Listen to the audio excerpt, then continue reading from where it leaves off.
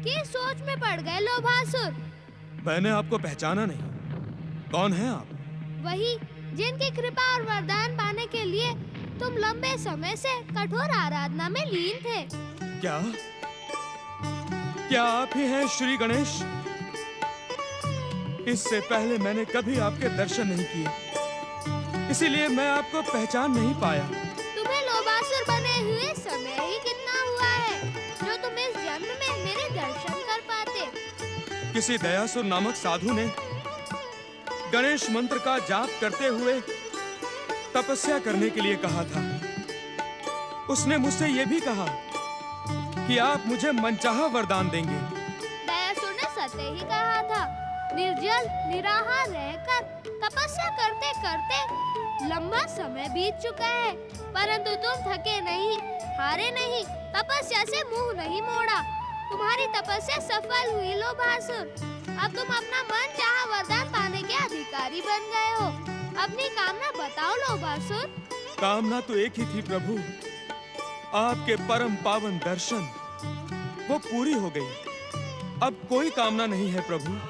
क्या केवल मेरे दर्शनों की कामना से ही तुमने इतनी कठोर तपस्या की? हाँ श्री गणेश, न जाने किस पाप के कारण इस गुफा की एक चट्टान में फंसी मेरी आत्मा बाहर निकलने के लिए तड़प रही थी। आत्मा से बार बार आपकी आराधना के स्वर निकल रहे थे, परंतु मुझे आराधना के विषय में कुछ नहीं मालूम। धन्य हो उस साधु महाराज दयासुर का।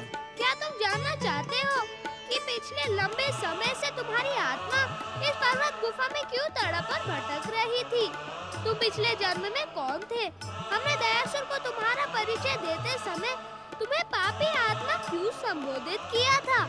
जानना चाहता हूँ श्री गणेश, अवश्य जानना चाहता हूँ कि मैं पिछले जन्म में क्या था। पिछले जन्म में तुम अत्यंत लोभी साहूकार थे। छल और चतुराई से लोगों का धन हड़प लेते थे। जो तुम्हारे छल और चतुराई के जाल में नहीं फंसते थे, तुम उन पर अत्याचार करते थे। धन के लोभ में तुम न्याय अन्याय, उचित अनुचित का विचार ही नहीं करते थे। तुम्हारे पापों का दंड अब इस गुफा में तुम्हारी भटकती आत्मा को भुगतना पड़ा। श्री गणेश, आप तो मेरे पिछले जन्मों के बारे में सब कुछ जानते हैं, परंतु मुझे तो कुछ भी नहीं पता। यह कैसी बात है श्री गणेश? जानोगे कैसे? पिछले जन्म की बातें किसी को याद नहीं रहती। फिर आप कैसे जानते हैं श्री गणेश? क्योंकि हम आजन्मा, अविनाशी और अनंत हैं। अजन्मा, अनंत, अविनाशी? मुझ पर संदेह न करो।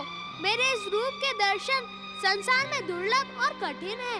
बड़े बड़े ज्ञानी, ध्यानी और देवता भी मेरे दर्शन पाने के इच्छुक रहते हैं।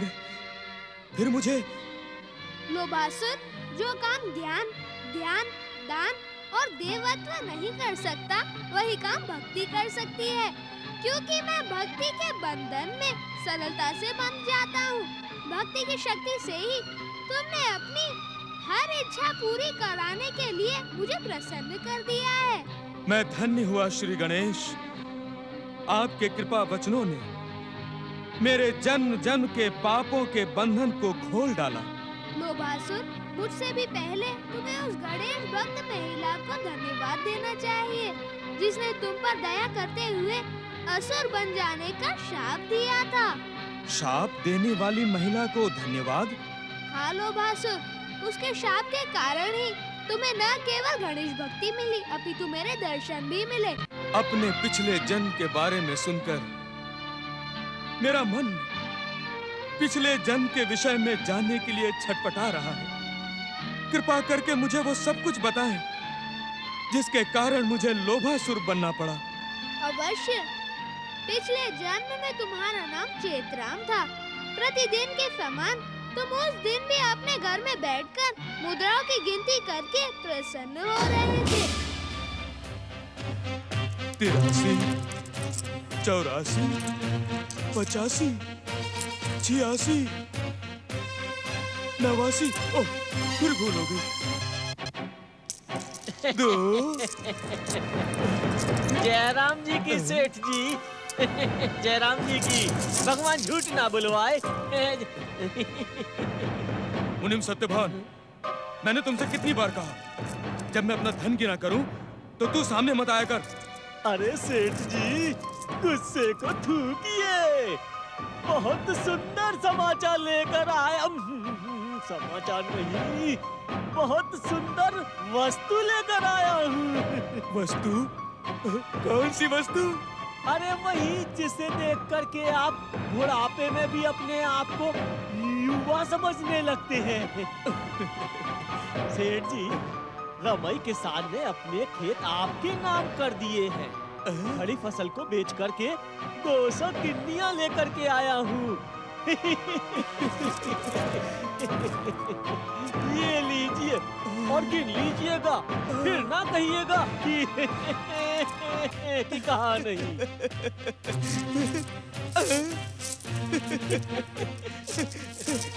सेठ जी, नमस्कार सेठ जी। फिर तुम आगे घूमती? तो कहाँ जाऊँ सेठ जी, कुछ समझ में नहीं आता। कहीं भी जाओ, किधर भी जाओ, परंतु इधर मत आओ। ऐसा न कहे सेठ जी, यहाँ नहीं आऊंगी तो मेरी कन्या का उद्धार कैसे होगा? आपने वचन दिया था सेठ जी कि आप मेरी कावेरी को अपनी बहू बनाकर ले आएंगे। सेठ जी, अब वो सयानी हो गई है। तो हम क्या करें? करना तो आपको ही है सेठ जी। हेतराम की बारात लेकर आए और कावेरी को विदा करा के ले जाइए। आपका ये उपकार मैं जीवन भर नहीं भूलूंगी। क्यों भाई मुनिम सत्यभान, क्या किसी साहूकार का पेट उपकारों से भरा है क्या? कहाँ मेरे हेतराम के लिए बड़े बड़े राजा महाराजाओं की बेटियों के रिश्तेदार हैं। उन सबको ठुकरा कर तुम्हारी जैसी कंगाल की बेटी कावेरी को अपनी बहू बना रहा हूँ। अब जब तुम चाहती नहीं कुछ, तो हम क्या कर सकते हैं? मैं चाहती हूँ सेठ जी, मैं आपके वचन की मर्यादा रखना चाहती हूँ, परंतु आप। हम भी तो अपने वचन की मर्यादा रख रहे हैं। हमने कावेरी को अपनी बहू बनाने का वचन दिया था। ये तो नहीं कहा था कि एक पीली धोती में उसे विदा करा लाएंगे। जिसके भाग्य में जो लिखा होगा उसे वो भोगना ही होगा। श्री गणेश आप पर प्रसन्न रहे। नमस्ते सेठ जी। फिर क्या हुआ श्री गणेश? बेचारी गोमती लोभी चेतराम के सामने हार गई। करती भी तो क्या, और कोई रास्ता भी तो नहीं था। पुरखों के धन का गड़ा और अपना खेत सौंपकर उसने चेतराम के बेटे हेतराम के साथ अपनी बेटी कावेरी ब्याह दी। फिर तो चेतराम बड़ा प्रसन्न हो गया होगा। चेतराम भले ही प्रसन्न हो गया हो, परंतु उस जन्म में तुम्हारा लोभ और लालच कभी भी प्रसन्न नहीं हो सकता था। लोभ और लालच के वश में होकर चेतराम ने कावेरी को अपने घर से निकालने का फैसला कर लिया। विधवा गोमती को जब ये बात पता चली तो वो दौड़ी दौड़ी सेठ जी के पास पहुंची। ऐसा अनर्थ न कीजिए सेठ जी। सेठ जी, ये वो गुड़ नहीं है जिसे चींटे खा जाएं। चेतराम नाम है मेरा, चेतराम। आंसू तो क्या, तुम दोनों मिलकर आंसुओं की गंगा यमुना भी बहाओ, तब भी चेतराम पसीजने वाला नहीं। ले जाओ इसे यहाँ से। चल निकल, निकल यहाँ से। नहीं नहीं पिताजी, मैं यहाँ से तब तक नहीं जाऊंगी जब तक स्वामी लौट कर नहीं आएंगे।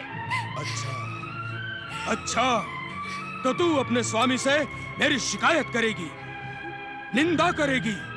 हो सकता है तुम्हारी चुगली करने पर तुम्हारा स्वामी मुझे मार भी बैठे, है ना? नहीं नहीं पिताजी, ये बात नहीं है। फिर क्या बात है? क्यों नहीं जाएगी तू यहाँ से? जाना तो तुझे पड़ेगा ही। पहले तो एक बार मान भी लेता, अब नहीं मानूंगा। अब तो तुझे जाना ही पड़ेगा। चल निकल, निकल यहाँ से, निकल यहाँ से, चल निकल। ऐसा मत कीजिए सेठ जी। निकल, निकल। आप हमारे कुल देवता हैं। कई पीढ़ियों से हमारा परिवार आपकी पूजा अर्चना करता आ रहा है। लोभी सेठ चेतराम ने हमारा सब कुछ छीन लिया, हमें कहीं का न छोड़ा, मेरी बेटी को ठुकरा दिया। मुझ पर दया करो गणेश महाराज। यदि आप हमारी सहायता नहीं करोगे तो कलंक और अपमान की मार से हम मर जाएंगे। कावेरी, स्वामी, आपकी जय हो। नमस्कार माई। बड़ी देर कर दी बेटा। माई, मैं व्यापार के काम से बाहर गया हुआ था। जब लौटा तो मुझे पता चला कि मेरे पिताजी ने मेरा दूसरा विवाह किसी धनवान की बेटी से करने का निश्चय कर लिया है। इसलिए माई, मैंने अपना घर द्वार अपने लोभी पिता को छोड़ दिया है। माई, ये तुम क्या कह रहे हो बेटा? मैं सच कह रहा हूँ माई। मैं कावेरी के प्रति कोई अन्याय नहीं होने दूंगा। चलो कावेरी, अब हम गोपालपुर में नहीं रहेंगे। ये ठीक नहीं है बेटा। तुम सेठ जी को समझाओ और उन्हें छोड़कर मत जाओ। माई, मेरे पिता सरलता से मानने वाले नहीं हैं। उन्हें इस संसार में सबसे प्रिय धन है। आप उनके स्वभाव को नहीं जानती माई। उनके इसी स्वभाव के कारण मेरी माँ रोग से तड़प तड़प कर मर गई। जी, अनर्थ हो गया, अनर्थ हो गया। अब आप हेतराम का दूसरा विवाह नहीं कर सकते।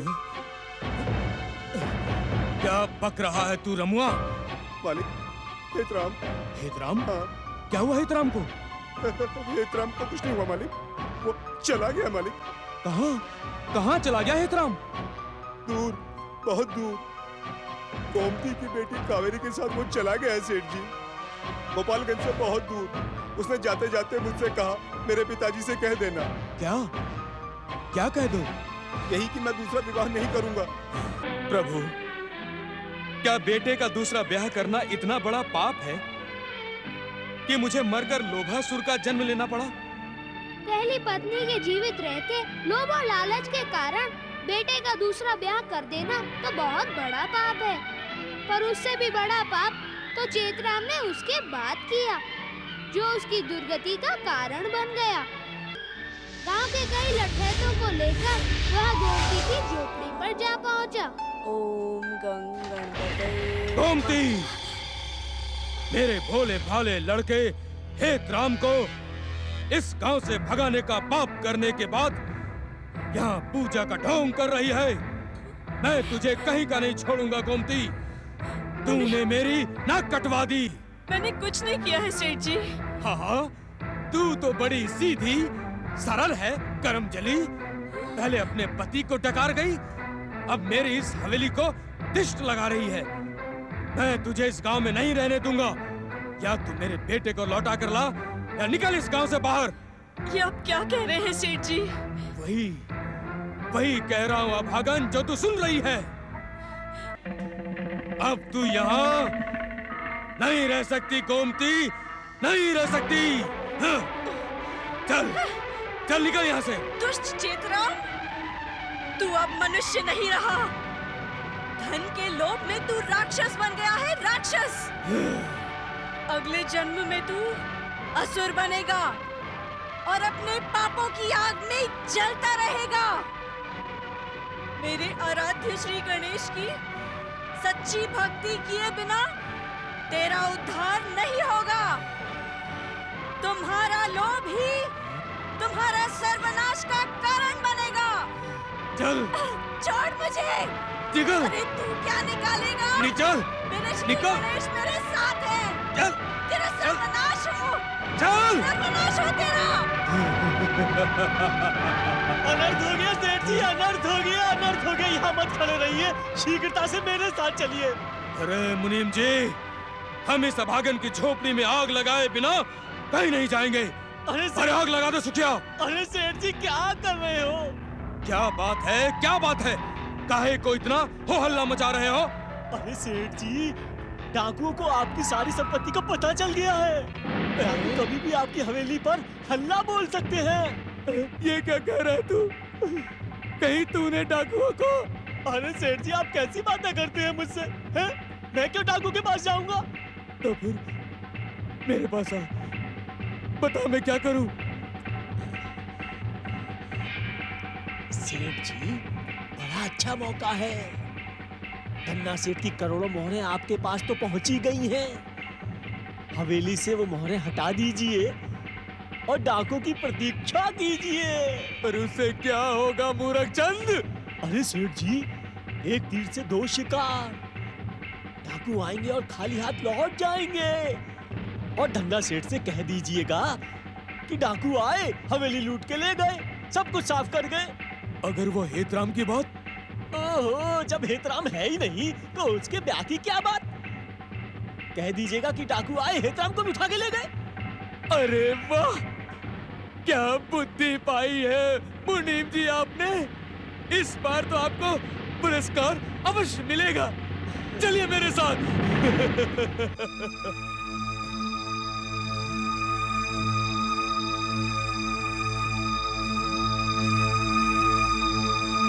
यहाँ डाकू तो क्या, डाकू का पाप भी नहीं पहुंचेगा।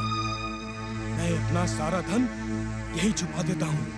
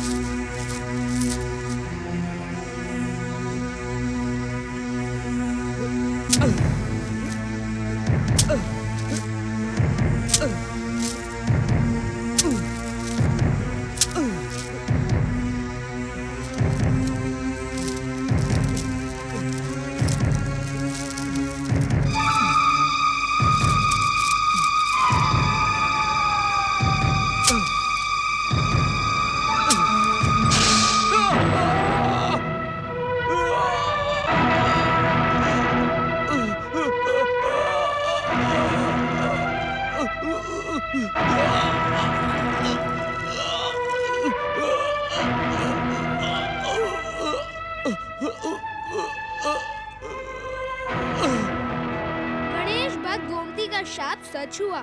धन के लोभ में चेतराम की आत्मा तड़पती हुई उसी गुफा की एक चट्टान में समा गई। शाप के ही कारण चेतराम को असुर योनि प्राप्त हुई और तुम चेतराम से लोभासुर बन गए। तुम्हारी मुक्ति का एकमात्र उपाय था सच्चे मन से गणेश आराधना। प्रभु, आपने साधु दयासुर से गणेश भक्ति की प्रेरणा दिलवा कर मेरा उद्धार किया है, दर्शन देकर मुझ पर कृपा की है। अब मुझे लोभासुर के कलंक से मुक्ति दिलवाएं प्रभु। लोभासुर, तुम अपनी कठोर तपस्या के बल पर हमारी कृपा के पात्र बन गए हो। तुम चाहो तो हम तुम्हें वीर असुरों के समान त्रिलोक्य का राज्य, अतुल्य बल और इच्छा अनुसार रूप बदलने का वरदान दे सकते हैं। नहीं प्रभु नहीं, मैं असुर बनकर जीवित नहीं रहना चाहता। मेरा उद्धार करें श्री गणेश। तो फिर हम तुम्हें पृथ्वी का सबसे अधिक धनवान साहूकार बना देते हैं। नहीं प्रभु नहीं, साहूकार तो क्या, राजा, महाराजा, सम्राट, चक्रवर्ती कुछ भी नहीं बनना चाहता। माया, मोह, धन, लोभ सब कुछ त्याग करके एक साधारण मनुष्य के रूप में आपका भक्त बनना चाहता हूँ। भक्ति के परम और स्थायी आनंद के सामने धन और वैभव का क्या मूल्य। यह सब तो कुछ क्षणों में नष्ट हो जाएगा। मुझे अपना भक्त बना लो प्रभु। मुझे अपने चरणों की सेवा करने का अवसर प्रदान करो प्रभु। जय जय श्री मां गणेश। प्रणाम मंगल मूर्ति। हे मंगल मूर्ति, ये सच्चे हृदय से पश्चाताप कर रहा है। इसकी विनती स्वीकार करें और लोभासुर के बदले इसे नया नाम प्रदान करें, क्योंकि ये जन्म से असुर नहीं था। मंगल मूर्ति अपने पिछले पापों के कारण ये असुर बना। जब सत्य के पथ से भटककर कोई भी पाप और दुष्कर्म की ओर चल पड़ता है, तब उसके भीतर परमात्मा का प्रकाश धूमिल हो जाता है। परमात्मा की कृपा प्राप्त उसकी आत्मा दुरात्मा का चोला धारण करके पाप के बाद पाप ही करती जाती है। तुम जानते हो दयासुर, पाप का जन्म कैसे होता है? नहीं जानता परमेश्वर। भूल से। एक बार की भूल को तो भगवान भी क्षमा कर देते हैं, परंतु बार बार की भूल को पाप का नाम दिया जाता है। मैं आपका संकेत समझ गया मंगल मूर्ति। आज के बाद भविष्य में कभी आपको भविष्य का वचन देने वाले दयासुर, जो बीत गया उसका क्या करोगे? मैं उस पाप का प्रायश्चित करूंगा प्रभु। तो प्रायश्चित के पहले मेरे पास आने का साहस कैसे किया तुमने? क्या तुम मेरी कृपा से प्राप्त सिद्धियों का दुरुपयोग करने लगे हो? नहीं नहीं प्रभु, नहीं। यदि मेरा यहाँ आना आपको भला नहीं लगा तो मैं चला जाता हूँ। परंतु मैं जाऊं कहाँ? कण कण में विराजने वाले मेरे आराध्य श्री गणेश, हर जगह तो आप हैं। मुझे क्षमा करे प्रभु, मुझे क्षमा करे। मुझ पर कृपा करे श्री गणेश, मुझ पर कृपा करे। कृपा और क्षमा के लिए न ही ये स्थान उचित है और न ही ये अवसर। तुम प्रतीक्षा करो दयासुर। इस समय तो हम सच्ची भक्ति करने वाले लोबासुर पर कृपा करने आए हैं। कहो लोबासुर, तुम्हारी क्या मनोकामना है? प्रभु, यदि आप सत्य ही मुझ पर प्रसन्न हैं, तो अपने इस परम सेवक दयासुर को क्षमा कर दें। इन्हें अपनी सेवा का अवसर दें प्रभु। अवसर होने पर भी तुमने अपने लिए कुछ न मांगकर दयासुर का उद्धार करने की प्रार्थना की। हम तुम्हारी मनोकामना पूरी करते हुए दयासुर को क्षमा करते हैं। जय जय श्री महागणेश, जय जय गौरी पुत्र श्री गणेश। भैया लोभासुर, तुम्हारा ये उपकार। भैया, उपकार कैसा? यह सब आपकी ही दी हुई प्रेरणा का परिणाम है। मंगल मूर्ति, यदि आपने मुझे क्षमा कर दिया है तो कृपया मेरी प्रार्थना सुने व उसे स्वीकार करने की कृपा करें। तुमने अपनी भक्ति और सत्कर्मों से दयासुर से दयासुर का नाम पाया। क्यों ना इसका नाम भी भक्ति और सत्कर्म के कारण लोभासुर से शोभासुर रख दिया जाए? नहीं प्रभु, नहीं। मेरे नाम के साथ लगने वाले असुर का कलंक मिटा दें। मैं आपको वचन देता हूँ कि मैं माया, मद, लोभ और अहंकार से दूर रहकर सदा भक्ति और सदाचार का जीवन व्यतीत करूंगा। जय जय श्री महागणेश। प्रभु, क्यों ना इसे गणेश दास का नाम दिया जाए, ताकि इसका सारा जीवन आपकी सेवा में व्यतीत हो। हाँ प्रभु, ये नाम मुझे भी प्रिय है, परंतु केवल मुझे नाम से ही नहीं, मुझे आप अपने चरणों का दास बना लें प्रभु। हम तुम्हारी सच्ची भक्ति भावना से बहुत प्रसन्न हैं। हम तुम्हें केवल गणेश दास का नाम ही नहीं, बल्कि स्मरण करने पर दर्शन देने का वरदान भी देते हैं। तुम जब भी किसी सच्ची मनोकामना से मुझे याद करोगे, तो मैं तुम्हारी मनोकामना पूरी करने के लिए भागा भागा चला आऊंगा। जय श्री गणेश। गणेश दास, अब इस गुफा का त्याग करके संसारी लोगों के बीच लौट जाओ। हर दीनहीन और दुखी की सहायता करके मुझे प्रसन्न करो। भक्ति और सदाचार का प्रचार प्रसार करो। जो आज्ञा श्री गणेश। आपकी कृपा पाकर मैं धन्य हो गया। आपकी जय हो श्री गणेश, आपकी जय हो। प्रणाम प्रभु।